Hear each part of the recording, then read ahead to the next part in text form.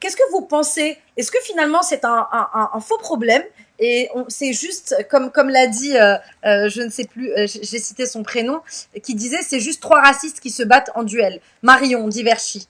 Rose. Ah, en fait, sur la question, juste pour revenir sur la question d'affaires, et après je te réponds sur la médiatisation, je vais assez être d'accord. La difficulté, c'est que comme Macron n'a pas de colonne vertébrale idéologique, puisque son parti s'est constitué et de gauche et de droite et de tous ceux qui voulaient le rejoindre, tel un berger, la difficulté, c'est que lorsqu'il y a un problème qui se pose et qui n'a pas été réfléchi en amont, comme l'a pu l'être par exemple la question de l'économie, ben, évidemment, on attend la parole de Saint-Macron pour savoir quelle est notre orientation politique au sein de la Macronie. Donc ça pose une vraie difficulté. Puis moi, ce qui m'inquiète, c'est que lorsque je vois en tout cas les infos qui fuitent sur ce que va être cette loi de séparatistes, qu'on a attendu, je rappelle, depuis 3 ans, hein, parce qu'on a eu à peu près 8 discours sur la question. Lorsque j'entends que ça va concerner les certificats de virginité ou la question de la polygamie, ou la dissolution ici et là de quelques assos, je m'inquiète fortement parce que c'est un vrai sujet. La question de l'islamisme, c'est un vrai sujet, la question du terrorisme en français. Donc si on la traite par le petit bout de la lorgnette, ou si en tout cas, soit ils sont particulièrement démunis, mais qui prennent attache auprès d'experts et de gens de terrain pour essayer d'avoir un certain nombre d'éléments de solutions, parce que des rapports au final sur cette question-là, il y en a foison.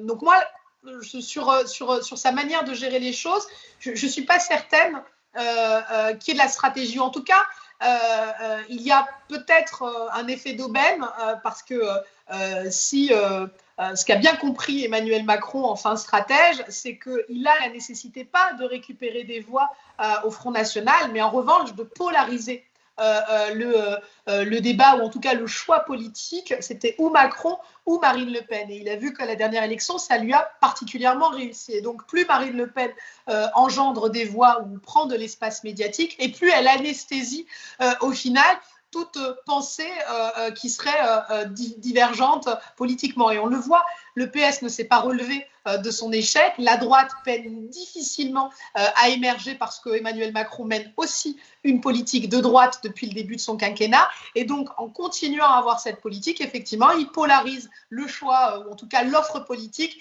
et il s'offre les possibilités de gagner. Maintenant, je pense sincèrement, pour avoir quelques échos, que c'est une vraie à gérer, et je ne crois pas qu'ils prennent ça à la légère, mais comme beaucoup de gouvernements avant eux, ils sont un peu désarmés pour être efficaces sur le sujet. Et donc, mis à part des discours de fermeté, et on le voit, hein, Darmanin se fend d'un certain nombre de tweets ou parfois de déplacements sur le terrain, mais mis à part les discours de fermeté, on a très peu d'actions de fermeté qui suivent. Et on pourrait en discuter encore une fois pendant longtemps.